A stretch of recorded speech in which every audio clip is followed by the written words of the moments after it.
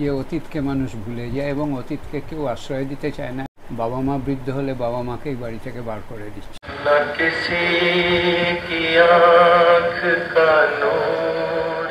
সুশীল কুমার চ্যাটার্জি ওরফে নকুবাবুর সংগ্রহশালা থেকে আমরা সেদিন ঘুরে এলাম। ওনার এই সংগ্রহশালায় রয়েছে অ্যান্টিক জিনিসপত্রের হিউজ কালেকশন। এখানকার অ্যাড্রেস 7-20 মিত্র লেন, বাড়ির নাম উষালয়। নকুবাবুর এই শখ ছোটবেলা থেকেই, যেটা শুরু হয়েছিল মেইনলি বিভিন্ন শেপের পাথর কালেক্ট করা থেকে। এখান থেকেই ওনার এই অ্যান্টিক জিনিসপত্র কালেক্ট করার ফ্যাসিনেশনটা স্টার্ট হয়।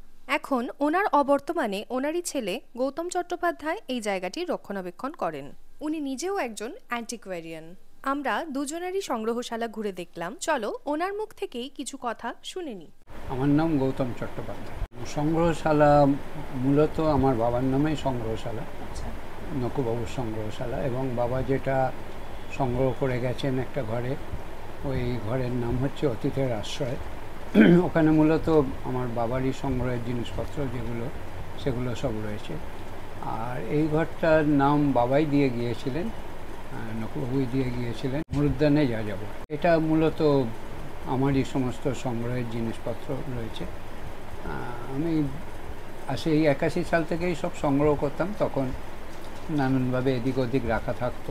বাবা চলে যাওয়ার পর তো একটা শূন্যতার সৃষ্টি হয়, তখন তো আর সংগ্রহ বাবা করতে পারছেন না, তখন বাবার হয়ে আমি সংগ্রহ করছি এবং এখন অবধি করে যাচ্ছি।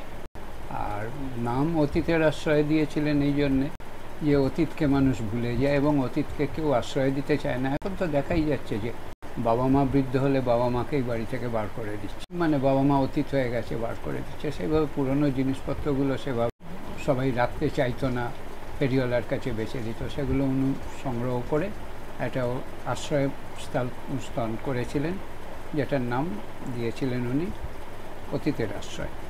আর এই ঘরটা উনি নাম দিয়েছিলেন মরুদ্যানে যাযাবর। সেটা ওই একই ব্যাপার, মানে যাযাবর মানে যে সমস্ত জিনিসপত্র যাযাবরের মতো এদিক ওদিক ঘুরে বেড়ায়, হ্যাঁ, সেইগুলো একটা মরুদ্যানে এসে ঠাঁই পেয়েছে, এইটাই ব্যাপার। যেমন মরুভূমিতে যাযাবরেরা একটা মরুদ্যানে গিয়ে জল পায়, এই এখানে এসে একটু পরিষ্কার পরিচ্ছন্ন হয়, যত্ন পায়। এবং এখানে আমি দেখেছি, এটা আমার নিজের অভিজ্ঞতায়, যে আমি যদি চুপচাপ বসে থাকি চোখ বন্ধ করে, দুপুরবেলা একটু আলো কম থাকে, জিনিসপত্র থেকে আওয়াজ আসে কিন্তু টুকটাক কুটকাট। আমার মনে হয় যাদের জিনিসপত্র তারা স্বয়ং এখানে আসেন, এসে এবং নাড়াচাড়াও করেন আমার মনে হয়। এটা জানি না, এটা বলা হয়তো বোকামিও হতে পারে বা কিন্তু এটা আমি মানে অনুভব করেছি, রিয়েলাইজ করেছি নিজে, যার জন্য আমি বললাম। এইভাবে চলছে এখন, সংগ্রহ দিনের দিন বাড়ছে। নানান ধরনের, আমাদের শুধু দেশীয় জিনিসই সংগ্রহ করা আছে? না না, এখানে সব জিনিসই আছে। সব জিনিস বলতে পুরনো দিনের দলিল, কাগজপত্র, সংবাদপত্র, ছবি, সেগুলোও যেমন আছে। আগেকার দিনের কয়েন যেগুলো হতো, মুদ্রা, যে কোনো জিনিস থেকে আমি শুরু করছি। যেমন লাইটার, আগেকার পেট্রোল লাইটার, তারও প্রচুর কালেকশান আছে। আগেকার দিনের পেন, তারও কালেকশান আছে। আগেকার দিনে ইমার্শন পেন যেগুলোকে কলম বলা হয়, তারও কালেকশান আছে। টেলিফোনের কালেকশান আছে, গ্রামোফোনের কালেকশান আছে, রেকর্ডের কালেকশান আছে, ক্যামেরার কালেকশান আছে। ক্যামেরা আজ থেকে প্রথম যুগের যে পিনহোল ক্যামেরা, সে ক্যামেরাও রয়েছে। পকেট ক্যামেরা, সেও রয়েছে। তারপরে যে প্লেট ক্যামেরা এলো ফিল্মের আগে, সেও রয়েছে। বাইনাকুলার, সব কিছুই রয়েছে। বুধবার শুক্রবার সকালবেলা 11টা থেকে 1টা হলে সব থেকে ভালো হয়।